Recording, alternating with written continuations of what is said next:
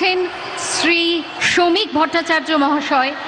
আমি তাকে অনুরোধ জানাবো আজকে শ্রী মাখনলাল সরকার সম্পর্কে তিনি আমাদের বলবেন।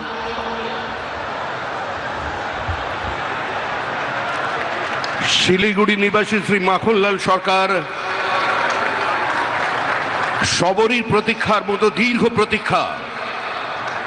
ভারত কেশরী ডক্টর শ্যামাপ্রসাদ মুখার্জি, যিনি ভারতের সংবিধান এবং ভারতবর্ষের অখণ্ডতার জন্য এই বাংলায় জন্মগ্রহণ করে নিজের প্রাণ দিয়েছিলেন, যাকে কাশ্মীরের জেলে রহস্যজনকভাবে কার্যত খুন করা হয়েছিল, এবং তার সেই যাত্রার যিনি সহযোগী ছিলেন, সেই মাখনলাল সরকার ৯৭ বছর বয়স হয়েছে তার, তিনিও আজকের দিনে আমাদের এখানে এসে উপস্থিত হয়েছেন।